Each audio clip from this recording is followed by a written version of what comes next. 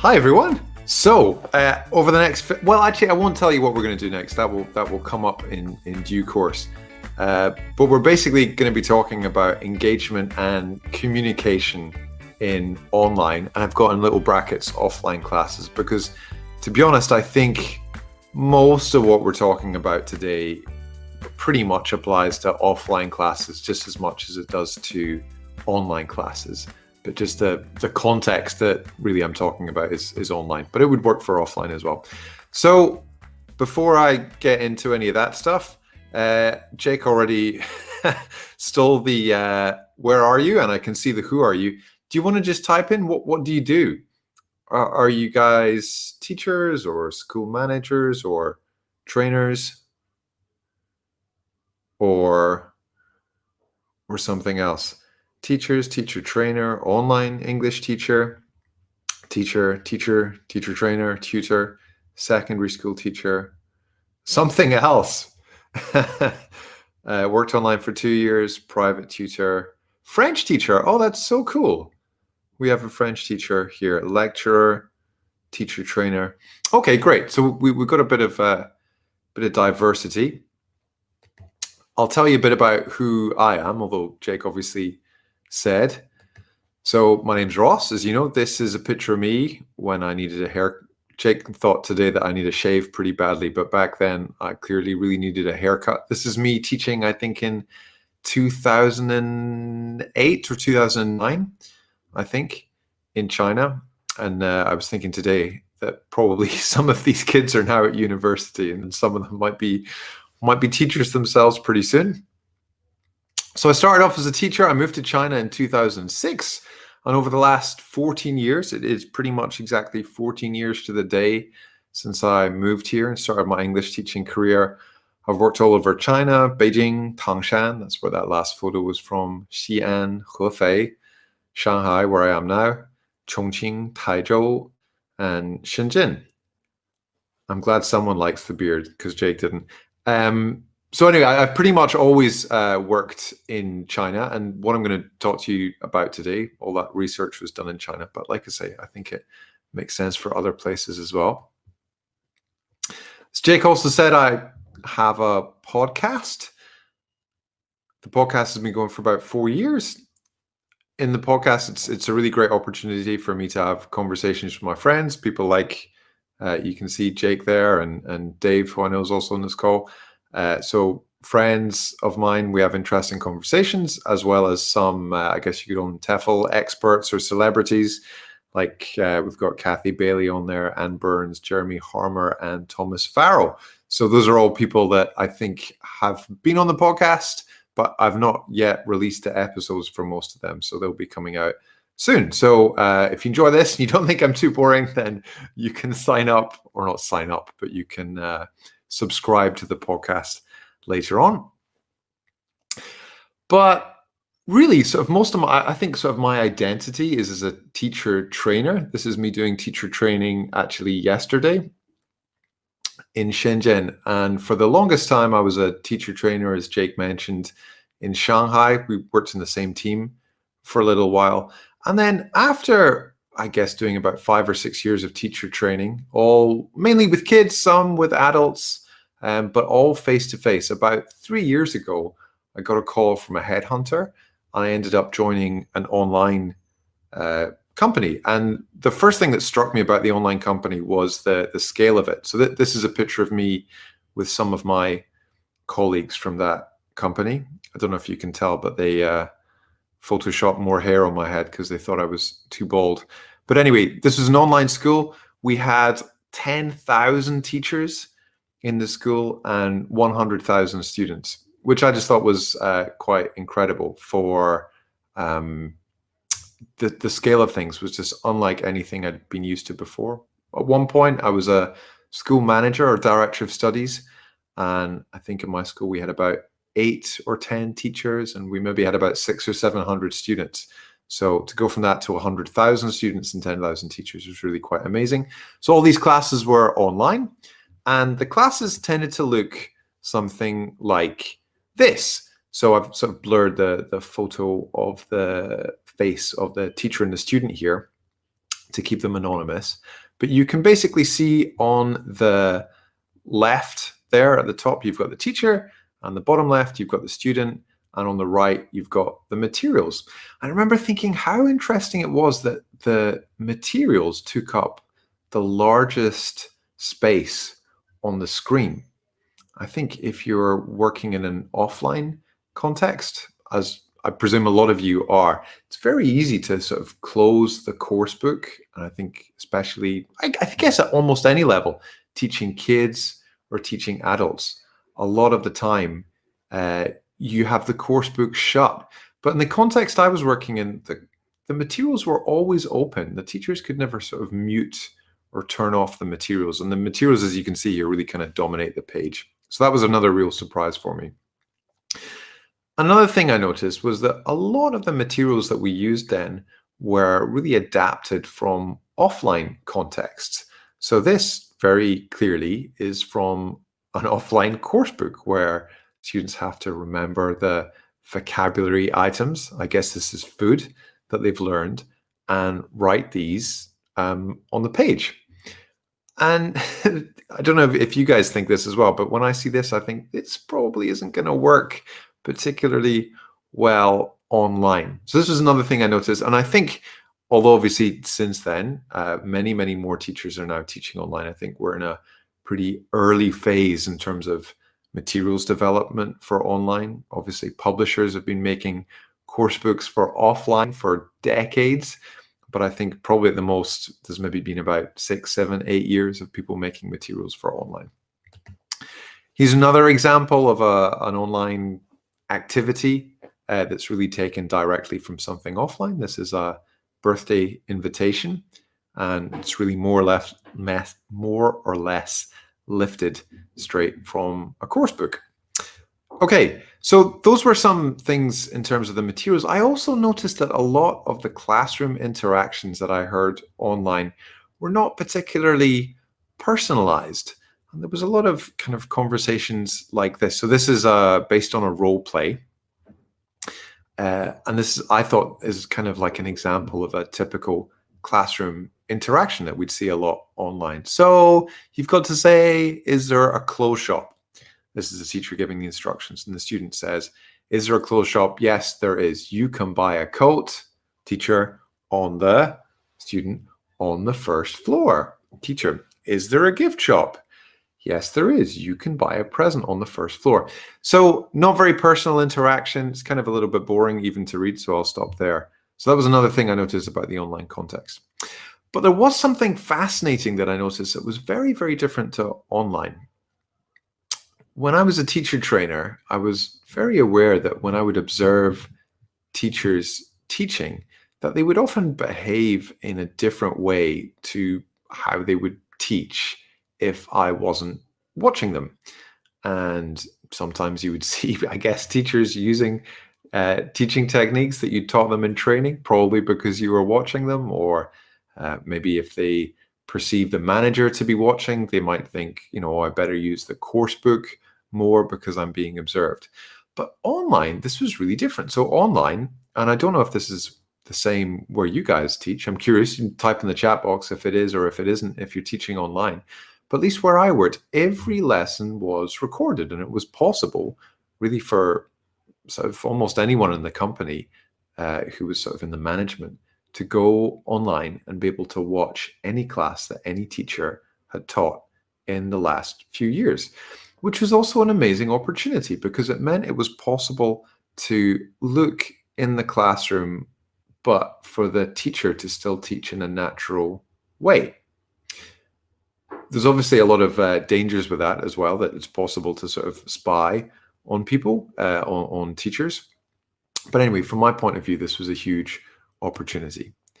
So these were sort of my initial reflections, and don't worry, I'm going somewhere with all this. This is not just my self-introduction. So these were some of my initial reflections about teaching online.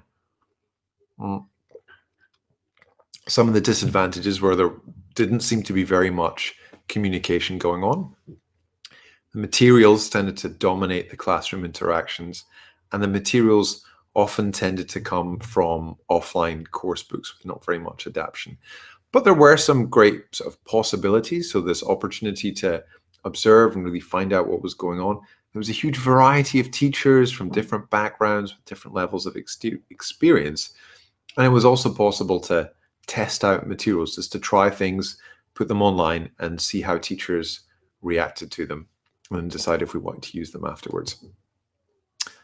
So this sort of led me to several questions. And around this time when I started teaching online, I'd also signed up for a master's program. And I thought, well, why don't I just investigate some of these questions that I have for my master's dissertation? So these were things that I was interested in. How much communication really happens in online classes?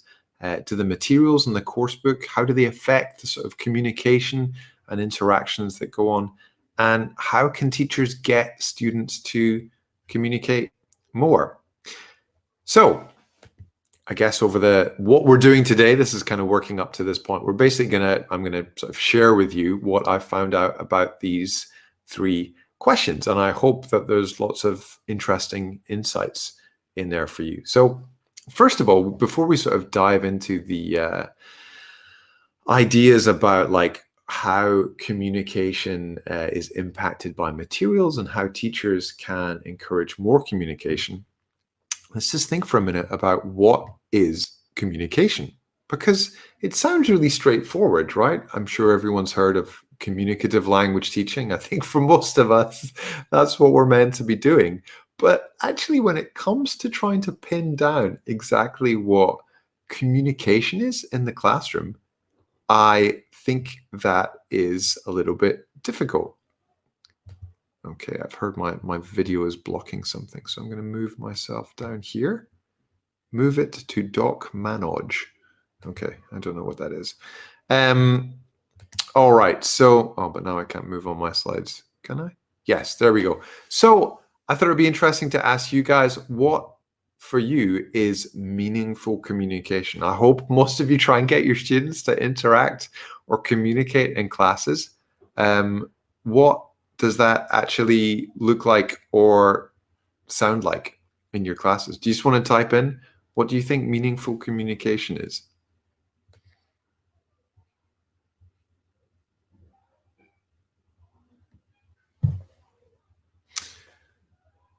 Okay, so we've got information gap there. All right, so that's interesting. So maybe some students have some information, other students don't, and sort of passing that across. Someone else has said when a message is delivered and understood. So that's interesting, that the idea of someone else, I suppose, having a reason to listen and to understand. Someone else put having a purpose. I guess that would be a purpose for speaking and maybe a purpose for listening as well. Someone else has said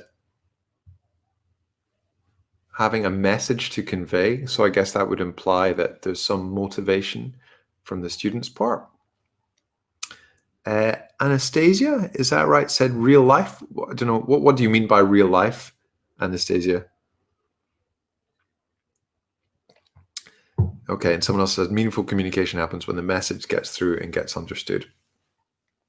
All right, so great answers. I think what I kind of found out from reading a bit around this topic is there probably is no one single right answer for what meaningful communication is. And I think you could also view this in lots of different ways. So I ended up sort of constructing a little graph. I didn't mention this in the beginning, but I used to be a civil engineer. So every time I do a presentation, I end up making a graph. So this is my graph this time. You can see along the x-axis from left to right, we've got meaning. Okay, so I guess some of you said like conveying a message and maybe someone listening to the message. That would be, I guess, on the more or less meaning side. And then up and down is about context. I think one person, Anastasia, was it, mentioned something being real life. Someone else here has said it being culture bound. So I guess some of those things are related to the context that the communication maybe occurs or doesn't occur in. So let's explore these 4 different, what would you call them, quadrants, I suppose. So the first one is there is no meaning and no context. So here's a quick example of what that looks like. I've called this mechanical drill practice. And I think this still happens quite a lot in a lot of classes. Nothing wrong with this, of course, as long as it's not the only thing happening in your classes. So here the teacher is saying, I like cats. And the student is replying, I like cats. I like dogs. I like dogs.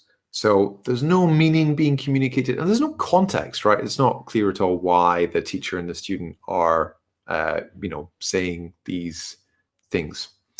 This kind of reminds me of my French classes at high school.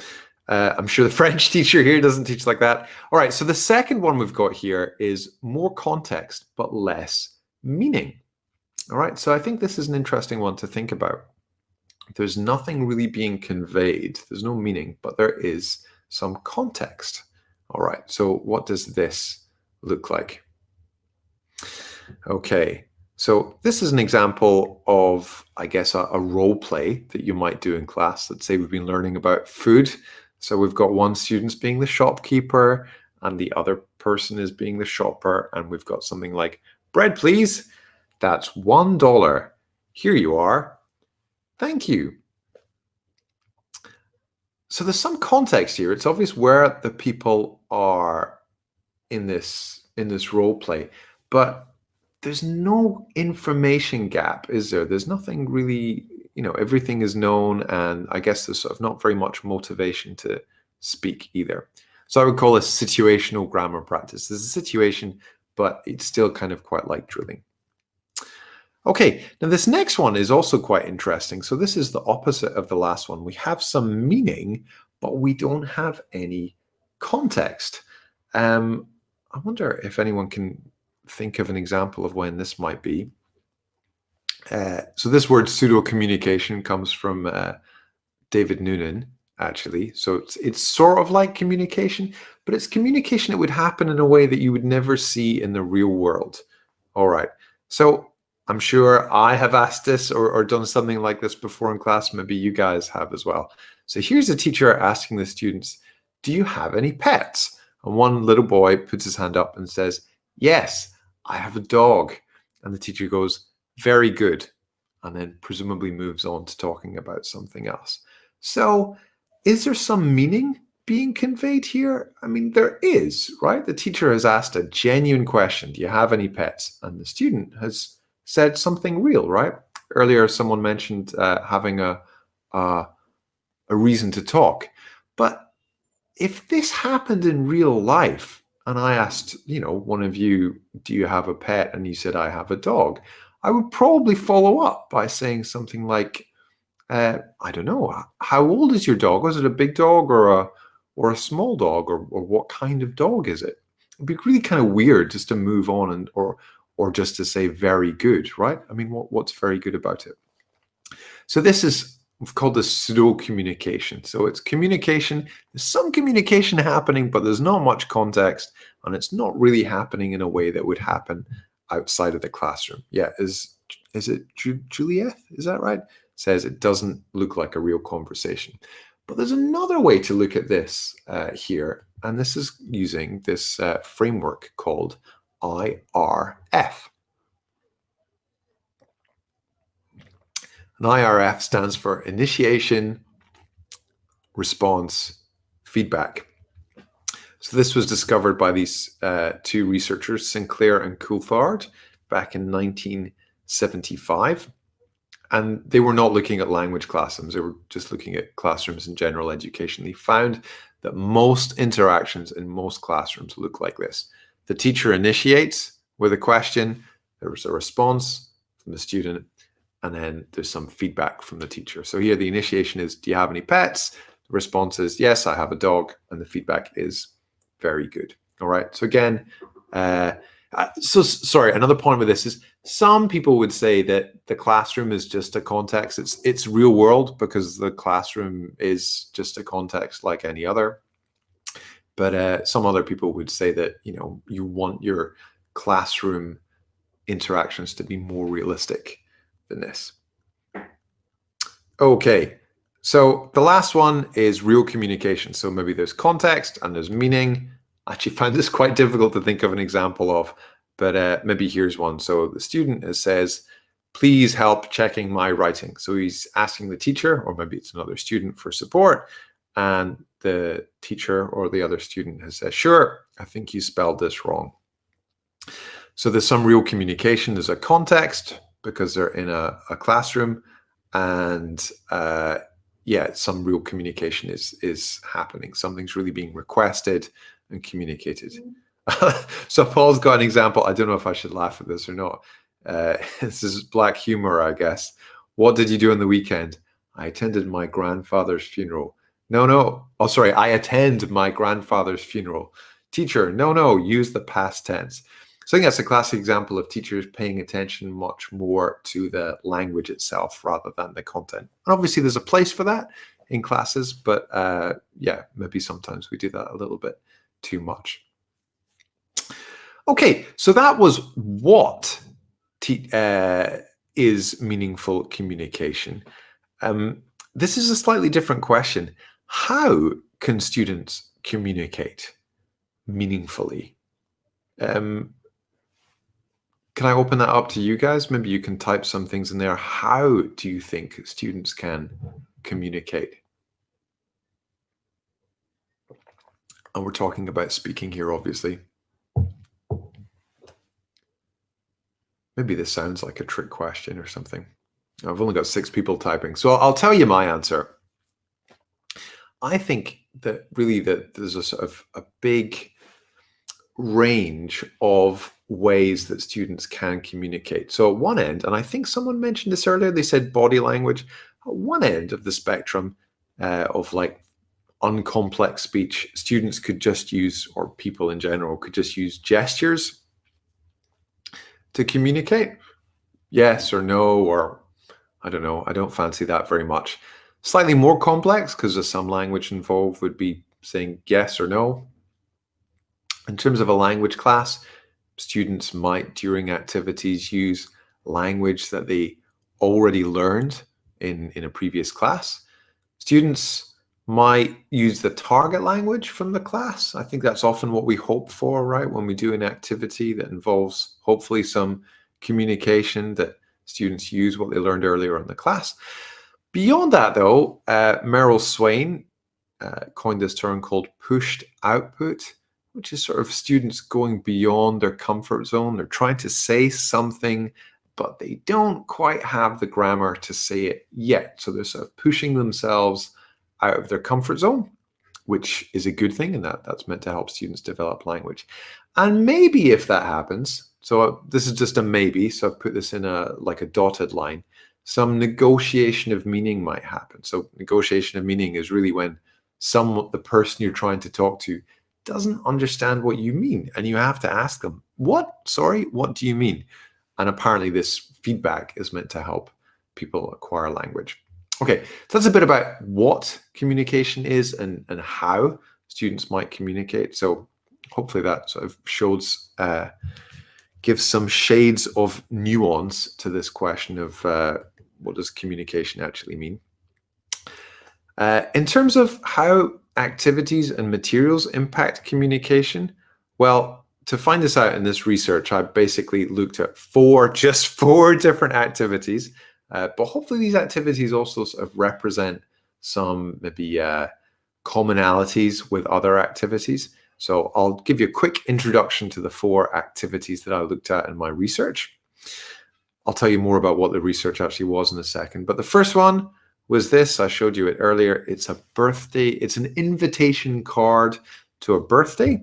So you can see here that we've got the student's name at the top right, their friend's name at the top left, the student's birthday on the right. So all that's genuine information. And at the bottom, there's a space for the teacher to sort of, or sorry, the student, hopefully, to write directions to where their house is. But really, it's kind of limited because there's only a set number of choices for where the student can put their house. So here's another one. This is a role play. So here we have a shopper on the left, and we have what would you call them, a help desk assistant on the right. And we also have a map of a mall, and there's a shopping list. So basically what has to happen here is that the student, who presumably is the shopper, will ask the person working in the mall, where can I buy, what's the first, a coat? And hopefully the person, and this is the student's role, right? The teacher is usually the shopper. The assistant would be the student, and the assistant would say something like, I guess you could buy a coat from Cute Clothes or Pretty Clothes or Smart Clothes. Those are all on the first floor. Something like that. Here's another activity that I picked. So this one's maybe a bit more personalized in theory. So we've got the different days of the week, different meals, and really not very much else is there, right? So hopefully maybe this is an opportunity for teachers and students to discuss their eating habits. Will this result in a lot of communication? We'll see later on. And finally, this one. So this is the instructions here are design a shopping center and introduce it to your teacher. And maybe here's the key part. You say and your teacher types. And on the left, we have a blank shopping mall. So of these, just to go through them again, so we're all 100% clear. We had the birthday party invitation. We had the directions role play. We had the favorite food survey. And we had the design a shopping center task. I'll tell you before the end, I promise, but which of these do you guys think would be the most successful in getting teachers and students to communicate?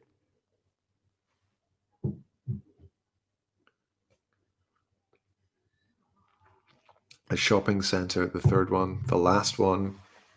Oh, hi, Morag. Nice to see you at the last one.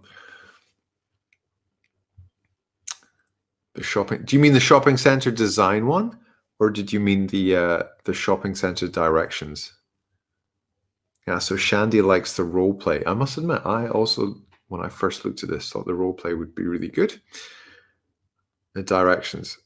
Okay, the one with the role play. Yeah, directions, role play. Okay, fascinating. So I, to make sure you stay to the end, I'm not going to tell you the answer now, but I will tell you the answer by the end. But before then, I'm going to sort of show you, we're going to sort of dive into some of the research and look at what some different things teachers can do to encourage communication. So here's an outline to this research I did. In total, I looked at 17 different pairs of teachers and students. So most of the teachers and students did maybe 2 or 3 of these tasks. The teachers, remember, these are all teachers online. They were teaching, they were from either America, the UK, or South Africa. They were mostly female, not completely. And only 3 of the 17 had something like a quote unquote recognized TEFL certification, like a Trinity Cert TESOL or Trinity Diploma or Cambridge CELTA or Delta. Excuse me. The students were all Chinese, but 2/3 of them were male, a third of them were female. And for anyone who knows China, they were distributed evenly between tier 1, tier 2, and tier 3 cities. So that means a third were from Beijing, Shanghai, Guangzhou, and Shenzhen, and the rest were from smaller cities. But of course, when you say a smaller city in China, it's probably still double the size of New York. Anyway, after looking at these, I came up with 6 principles. So this hopefully is the meat of the presentation, and I'll share these 6 different principles for you guys to encourage, hopefully, more meaningful communication in your classes. And we'll do this by looking at some examples of transcripts. So I should have said here earlier, in this research, I basically recorded videos of teachers and students talking, and then I transcribed what the teachers and the students said, and then basically looked for Did they communicate? And if they did communicate, how? Okay, so this is the first principle, and I'm sure many of you already do this in your own classes, but principle number one is just ask questions you don't know the answers to. So there's different ways of describing questions, but very common sort of dichotomy, I guess you call it, or bifurcation is display questions and referential questions. So display questions are questions where the teacher already knows the answer to the question, and a referential question is a question you don't know the answer to. So I'm going to show you two examples. The first one is from this activity, right? This directions role play, which a lot of you liked. So this is a teacher asking mainly display questions. Okay, so the teacher has said, so is there a coat? And the student says, yes, there is. Teacher says, you can buy one on. You can buy coat on. You can buy coat on first floor. On the first floor, fantastic, good. On the first floor, great. All right. Is there a present? You can buy present on. You can buy present on a fourth floor. On the fourth floor, lovely. Is there a storybook? So what do you think? Is there a lot of communication going on here? What do you guys make of this?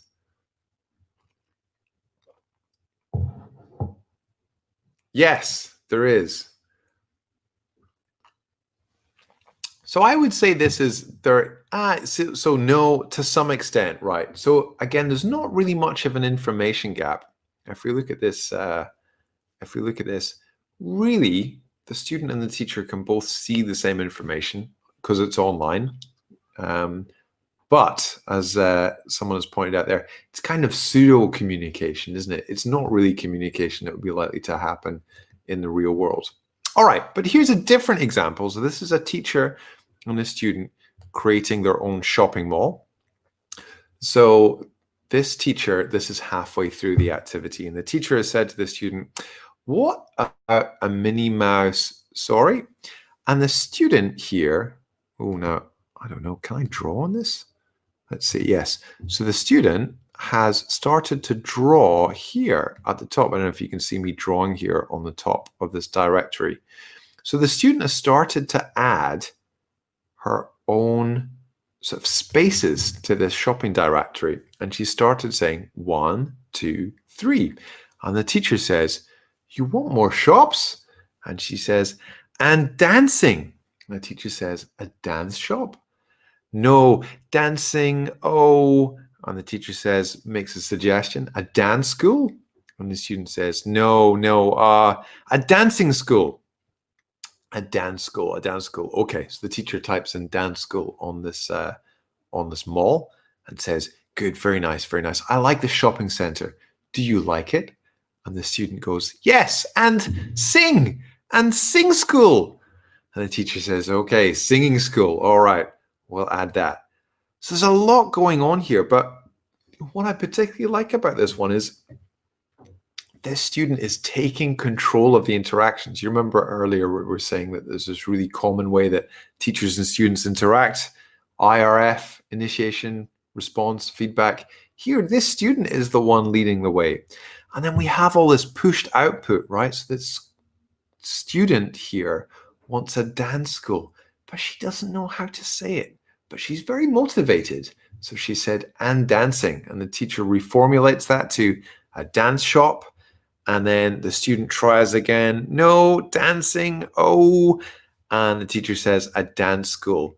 And eventually she says, a dancing school, right? So she gets there in the end. So I think this is a great example of the sort of motivation that can come from this and from asking questions you don't know the answer to. Okay, so here's principle number 2, motivating tangible outcomes. Okay, so let's look at this same shopping center again. So again, there's a very tangible outcome here because at the end of this activity, we should have a sort of a completed shopping mall where the teacher has typed in the names of all the different shops that the student wants in there. So let's look at this example here. So at some point here down at number 6, right? We'll just read the whole thing, right? So the student says, I want to go to the park, right? So remember, we're talking about what shops we can put in the shopping mall.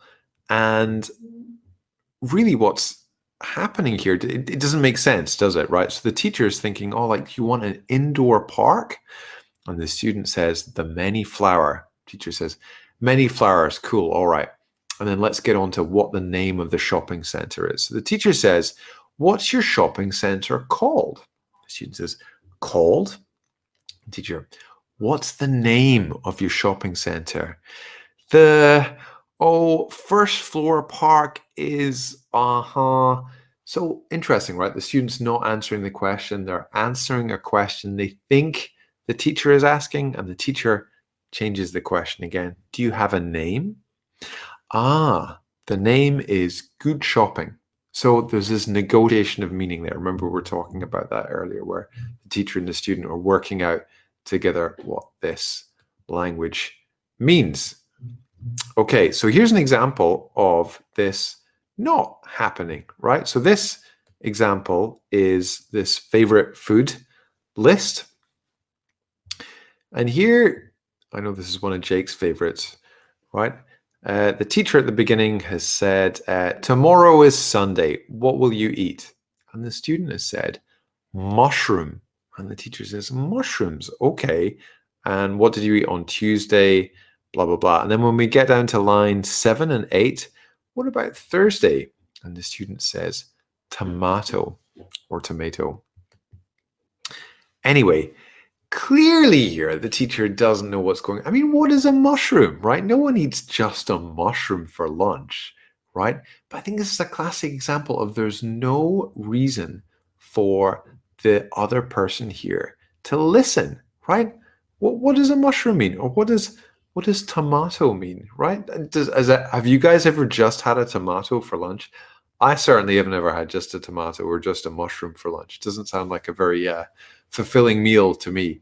But because there's no tangible outcome, it's very easy for the teacher just to go, okay, and what did you eat the next day?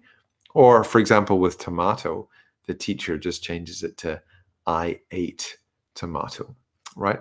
So I think one of the principles here is having a tangible outcome means that really the teacher and the student have to negotiate a lot more meaning. Okay, principle 3, make tasks culturally relevant to students and teachers. Back to this favorite food list. So here again, the teacher's asking the student about what they ate, and the student types something in and translates it to hemp ball. And the teacher goes, hemp ball, was it nice? Yeah. Excellent. What did you have for lunch? And moves on. Now, again, if this was real world communication and you actually cared about the answer, you would ask, right? What's a hemp ball? What does it taste like?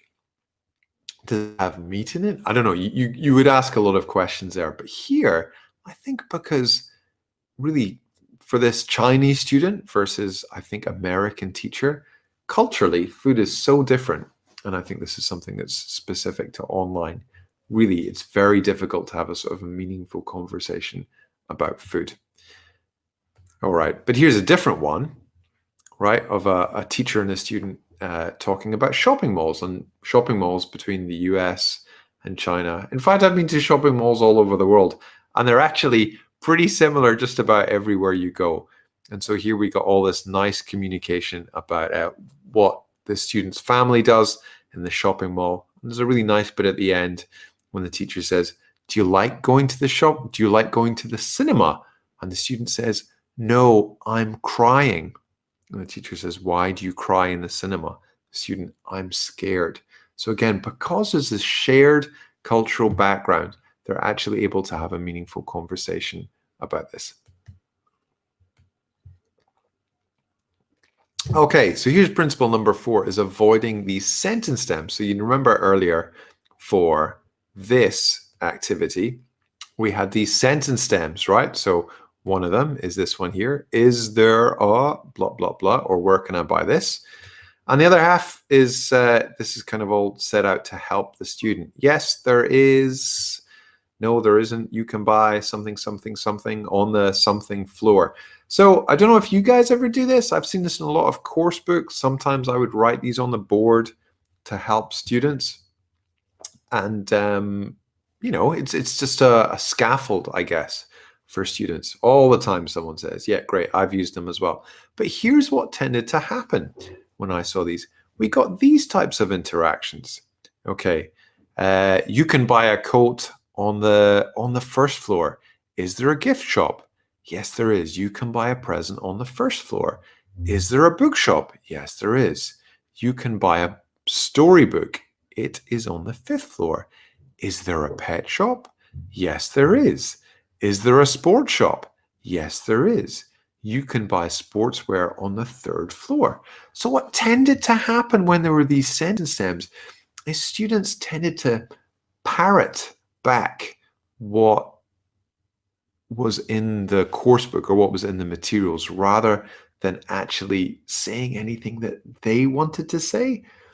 And also, I mean, this really is sort of very pseudo-communicative, isn't it? It doesn't look like a real-world conversation.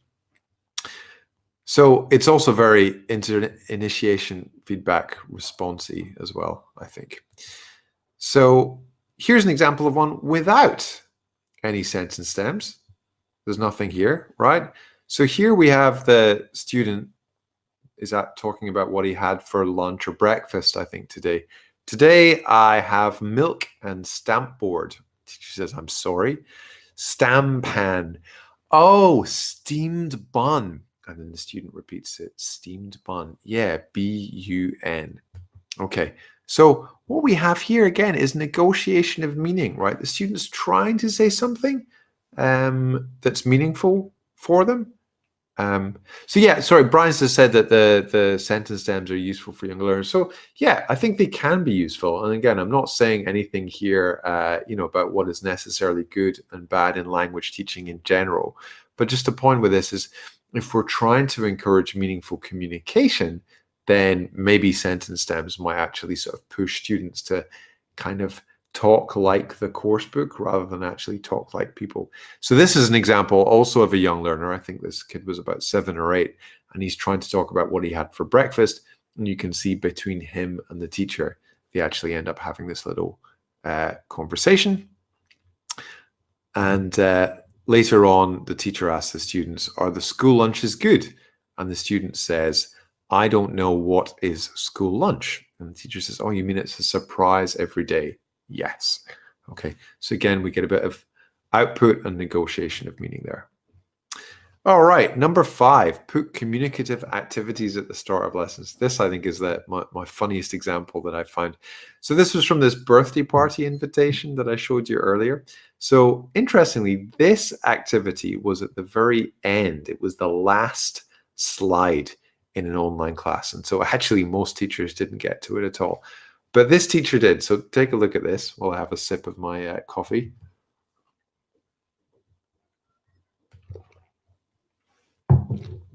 So this is from the end of class. So this is meant to be the student's own birthday card, or sorry, birthday party invitation. And the teacher says, let's put today's date, the 10th of the 10th, 2019 at 10 a.m., right? So basically, the teacher ends up choosing the student's birthday for them because they're under pressure, which interesting meta point. Now I feel under pressure, right? Because I know I've only got about 6 or 7 minutes to finish this presentation. But when teachers like this person feel under pressure, they ended up focusing more on getting the task done. So finishing the invitation in this example, or just focusing on the student's language rather than focusing on communication. And personally, before I did this project, I always think you need to have output activities at the end of lessons. All the other activities you've seen actually came from the middle or the beginning of lessons. So I think students are actually maybe more capable than we think of doing things at different places. But anyway, this is what happens when teachers don't have enough time. Here's one from the start of class, exactly the same activity. And this is actually my favorite example of all, because this student was so quiet, right? I'll read this one out for you, right? So the teacher says, when's your birthday? And the student says something like home. Teacher says, what month? January, February, March, April? When's your birthday? And the student nods.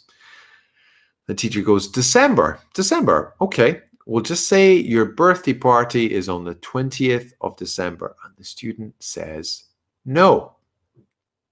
Teacher says, no? No. When? When's your birthday? And this little girl goes, So the teacher then goes very, very patiently, goes through all of these. January, February, March, April, May, June. And the student nods. The teacher says, June? So she checks. The student nods. June. June. Okay. Do you know the day? June what? Do you know what day it's on? And this little girl says, 10. And the teacher says, 10th. And the student nods. The 10th of June. And I love this example because this little girl only says 2 words. She only says no and 10. And she manages to communicate something incredibly meaningful and personal to her, which is her birthday, right? And there's all this negotiation of meaning going on. And when she says no, she takes control of the conversation. And interestingly, at the beginning, when I asked you guys what communication was, most people talked about something like speaking or the students sort of doing something. But I think it's fascinating that really it's possible to communicate a lot just with 2 words, like this little girl managed to do. Okay, so final principle here, and I think this one, if you're teaching offline and you just have a whiteboard, you can do the same thing, but it's really just get the students to do the talking or make the students the boss, and the teacher is the slave, I guess, or the servant, and the teacher has to draw. So here's an example, again, both from this activity here of the shopping center activity. So what was meant to happen here is the student talks and the teacher draws. And here's an example of when this happened. So here we have the teacher says, and the teacher's actually, this teacher kind of co-created this one with the student. He says, okay, ground floor, we're going to have a dog shop. And then the student draws something, maybe I can draw this for you guys, that kind of looks like this, right? And what would you guys think that is? The teacher, anyway, thought it was a bone, right? And the teacher goes, another dog shop. No, we can only have one dog shop. And the student goes, it's ka. And the teacher says, a cat shop? Oh, okay. And the student goes, a candy shop. This is candy. Okay, so we've got dogs, we've got candy. So again, there's these interruptions coming from the students. So remember earlier we were talking about IRF, initiation, feedback, response. So here, because the teacher is the one controlling the pen, the student is the one really who's being creative. We end up with all these interruptions. And I think in real life, if you're a student, you need to be able to interrupt people and ask questions and do what this student here is doing. And this student interrupts the teacher 3 times to say what they want to do, kind of each time pretty much. He's not been invited to do that by the teacher. And here's an example of the opposite of that. So this teacher has said, can you fill in some shops? What would you like to have? So this student draws in all the shops themselves, and really no communication happens at all. Afterwards, the student just says, it's things like, so the teacher here says, excellent, well done, really good job, well done. So what's on the second floor? What's on the second floor?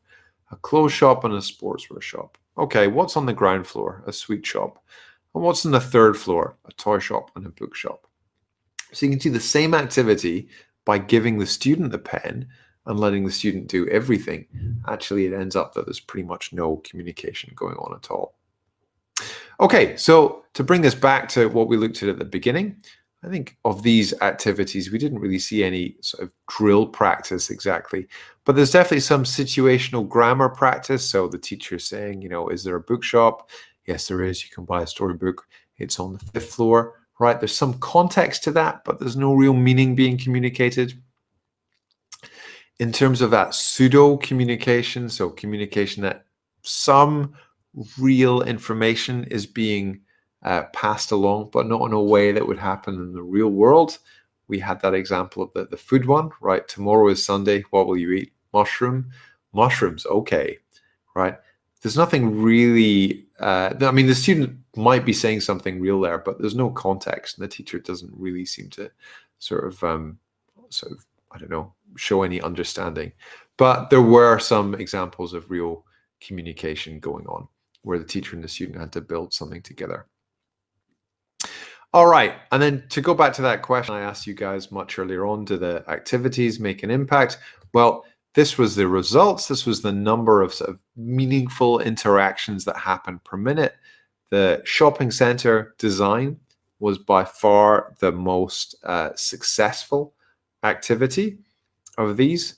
I mean, I guess what we looked at earlier was a bit more qualitative, but that activity was really by far the most successful one. But something that's also worth thinking about is these sort of broken up into every single teacher and student that did every activity. You can see the green one is the shopping center one. You can see there's still a huge spread, right, with different teachers and students using the same activities, which makes me think that, you know, teachers still are obviously incredibly important when it comes to encouraging meaningful communication with their students, because the most successful teachers were much more successful than the least successful teachers.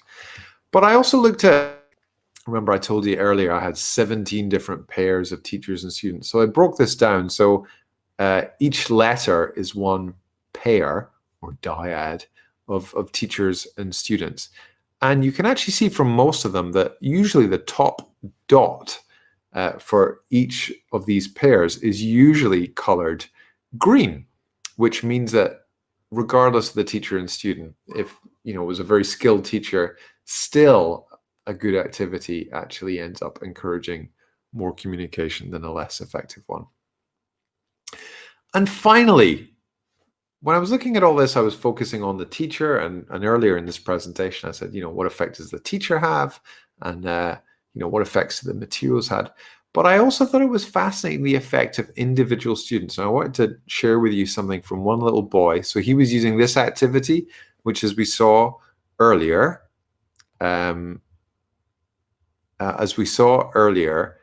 maybe didn't have a huge amount of meaningful communication in it. But this little boy, and don't worry, Jake, if you're, we'll be finished in the next 3 minutes or 2 minutes, I promise. So this student here was really quite amazing. So they're doing this activity, this role play, which, as we saw, was not very effective. I'll give you 3 minutes at the end, Jake. Don't worry, I promise. So we've got the teacher here saying, you know, can I go to a movie? Is there a cinema in this place? And the student says, where is the cinema? Yes, go to, yes.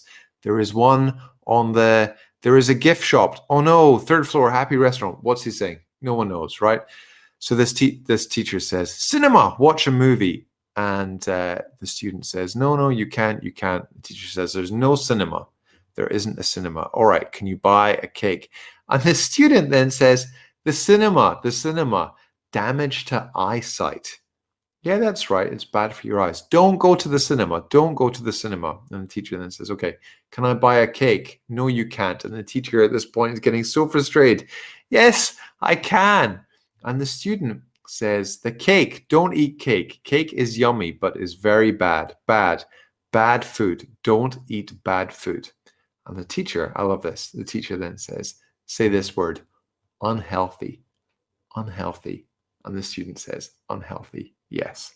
And I love this because they've taken this really not very personalized activity, and because of the student's personality, they have managed to turn this into something meaningful for them. All right. So one more time, those different principles that we looked at were, number one, ask questions that you don't know the answer to, use motivating tasks with tangible outcomes, make tasks culturally relevant for students and teachers, avoid sentence stems in communicative activities, put communicative activities at the beginning of lessons, not at the end, and get teachers to instruct and students to draw.